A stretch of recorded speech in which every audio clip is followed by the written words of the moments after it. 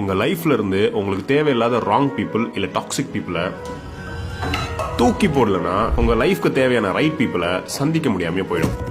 சரி, யார் அந்த ரைட் பீப்புள்?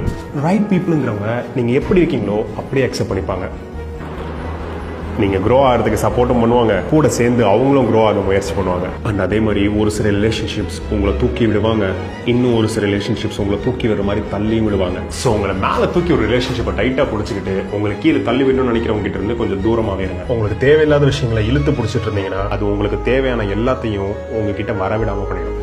அண்ட் இதனால தான் எப்போவுமே நீங்கள் ஃப்ரஸ்ட்ரேஷனாகவும் டயர்டாகவும் வீக்காகவும் ஃபீல் பண்ணுறீங்க. அண்ட் இப்படியே காலம் போனதுக்கப்புறம் தான் நீங்கள் ரியலைஸ் பண்ணுவீங்க உங்களால் மற்றவங்கள மாற்றவே முடியாதுன்னு. ஸோ உங்கள் எனர்ஜியை மற்றவங்கள மாற்றுறதுக்கு வேஸ்ட் பண்ணுறதை விட்டுட்டு உங்கள் மேலே ஃபோக்கஸ் பண்ண ஸ்டார்ட் பண்ணுங்கள். அந்த ரைட் பீப்புள் உங்களை தேடி வருவாங்க. அண்ட் இப்படி உங்கள் லைஃப்பில் யாராச்சும் ரைட் பீப்புள் இருந்தாங்கன்னா மறக்காமல் இந்த வீடியோ அவங்களுக்கு ஷேர் பண்ணி you are that right person for me அப்படின்னு சொல்லுங்கள்.